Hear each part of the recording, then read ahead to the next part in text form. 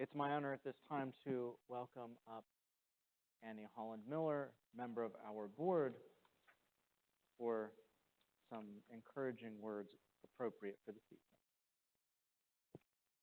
Thank you, Rabbi. Good Yontov. I'm going to start with Ito's thank you. I'm grateful for his list. It's great to see everyone here this evening, whether you're here in person or virtually. We want to thank, first of all, of course, Rabbi Farb, our fearless religious leader, Eddie Garza for keeping the building in service in ready condition, Karsten and Amadeus Dutremaine, and Brad Benter for running all of our technology-based services.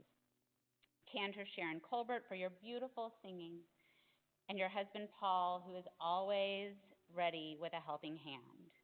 Thank you to Elaine Fox, Lori Goldman, and Bailey Gerwitz for making sure everyone has a place to sit.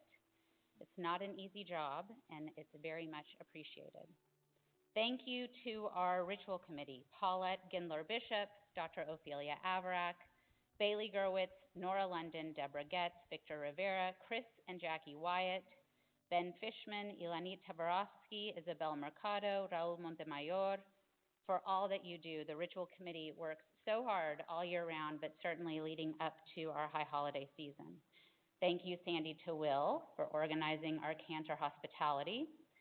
Thank you to Elizabeth Schneiderman, Claudia Silberman, and Jessica Gayoso for your outstanding work with our education program and our children. They have a very special program tomorrow during the children's services. Thank you to the Sisterhood for organizing the Flower Fund and the beautiful flowers on the bima, the Break the Fast tomorrow night, especially Lisa Franklin, Pat Blum, and Stephanie Gerwitz. And Nora London, are you here? You're watching virtually, I'm sure. Nora, thank you for everything you do behind the scenes. Again, a big thank you to Michael Fallick for all your work on the raffle. This year's raffle, if you have not heard yet, this year's raffle was the best we've ever had, and we are grateful for your commitment to that. Thank you to all of the board members and volunteers. You make Ito's job so much easier. And of course, a huge thank you to Ito. I've got to go out in the hall tonight and look at all the president plaques. You might be the longest running, maybe, maybe not. We're very grateful for your leadership and your constant commitment to do whatever it takes here at the temple. And of course, to all of our congregants, we are greatly appreciative of your support. So, why does this matter? Why does being Jewish matter? And why does being Jewish in McAllen, Texas, matter?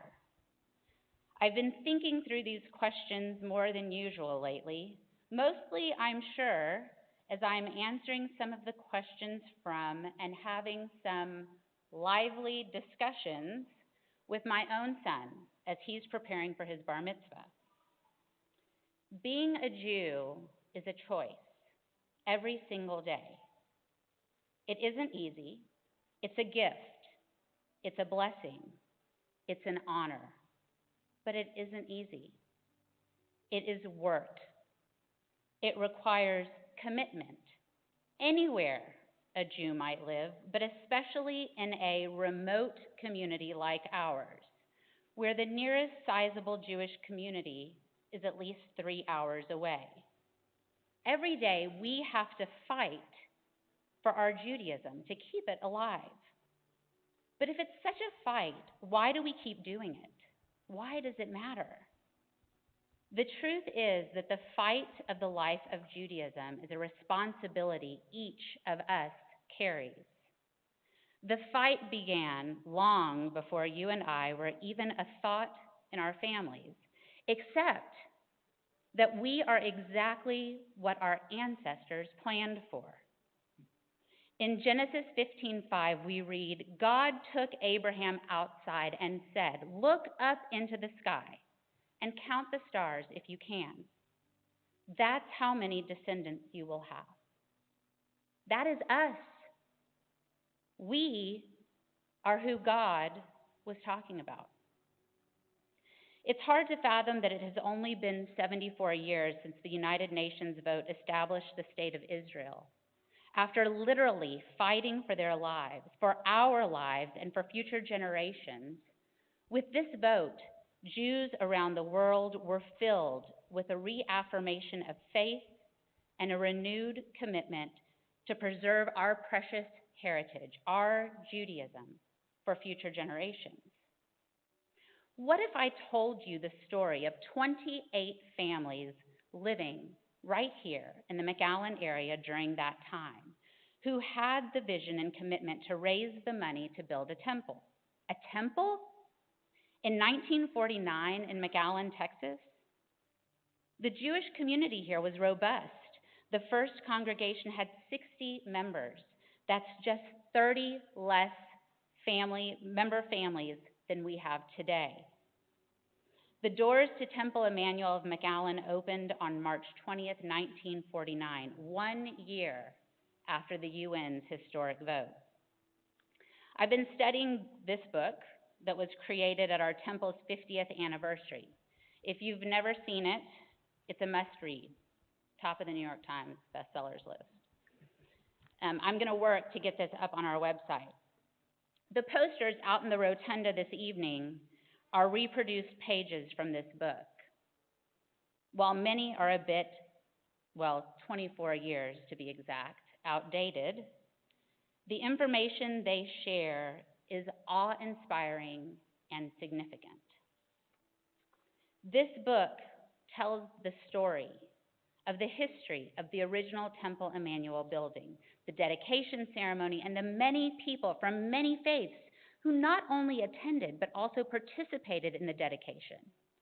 Louis Herman, the lay religious leader of the congregation at the time, compared the formation and establishment of the nation of Israel with the work of the congregation, culminating in the building of the temple, a temple at which members of all faiths would be welcome. The book goes on to talk about the incredible diversity and growth that our Temple Emmanuel saw, with the welcoming of Jewish settlers from all over the country and the world, including the 3 families who became the first of the congregation's Mexico contingency: the Jacobo Newman family, the Moises Temkin family, and the Meyer Borofsky family. Cecilia Borofsky and her mother, Bertha Rabinovich, had come from Lithuania and settled in Mexico in the 1920s. After Meyer Borofsky's death, Cecilia moved to McAllen with her mother and her son, Jack. She married Irving Shapiro in 1954. Through the years, our original temple building grew, and so did our Jewish community. A Sunday school facility was added, the temple was remodeled and enlarged, the kitchen. Who else remembers the kitchen at the old temple and how majestic it felt?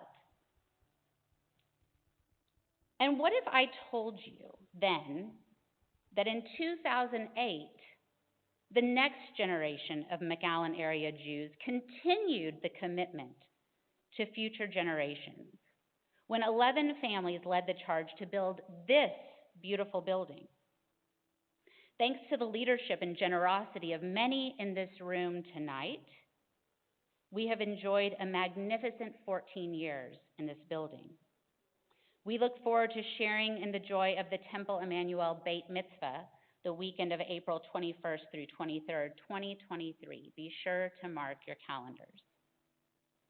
I'm so pleased tonight to share with you all that we have entered into a special partnership with the Museum of South Texas History to create an archive of Temple Emmanuel, of the greater Jewish community, men and women in our community.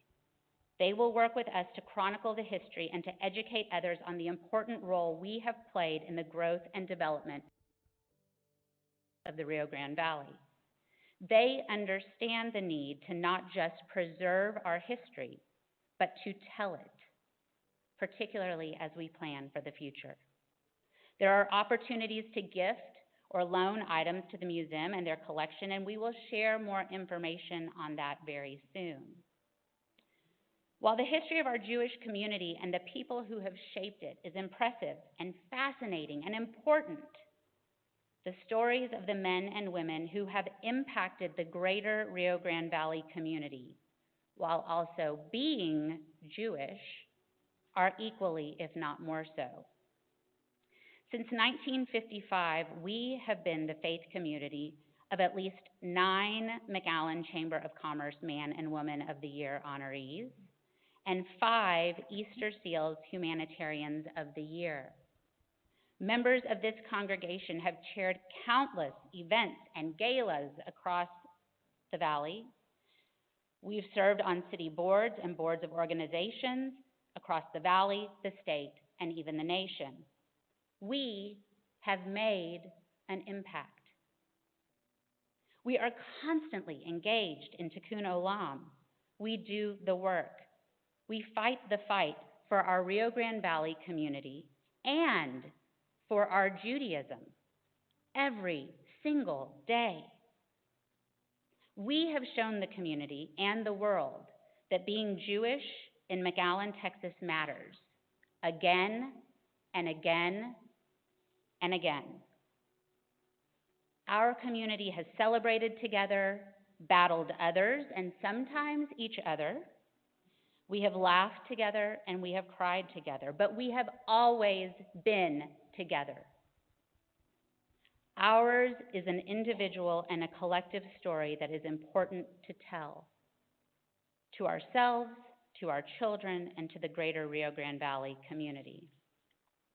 And while our Temple Emmanuel community has a deep and rich and strong history, it is now our choice, our fight, our responsibility to maintain it and grow it together. L'dor v'dor, from generation to generation. This is our responsibility. The connection between our grandparents, parents, us, our children, and our children's children. The sharing of not only cultural traditions and spiritual rituals, but the collective memory and history of the Jewish people, our Jewish people.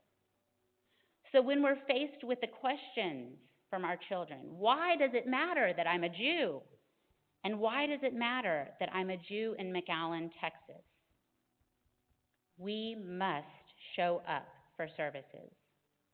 We must pay our dues. We must teach our children. We must give our time and our money. We must make our Jewish life and our Temple Emmanuel a priority. We must commit to this community, our community, because as we look up into the sky, there are so many more stars. L'dor v'dor. This is where we stand today in our community. We are in the midst of the fight, and the fight isn't about what we get from this sacred, beautiful space, our synagogue, or from our community. It's all about what we owe to those who came before us and what we create and leave for those who come next. I am proud to be in this fight alongside each and every one of you. On behalf of myself and the entire Temple Emmanuel board, to those I have wronged, I ask forgiveness. To those I have helped, I wish I could have done more. To those I was unable to help, I ask for understanding. To those who helped me, I am eternally grateful to you. Gemar Chatima Tova, may we all, and may our Jewish community be sealed in the book of life, and may it be an easy fast.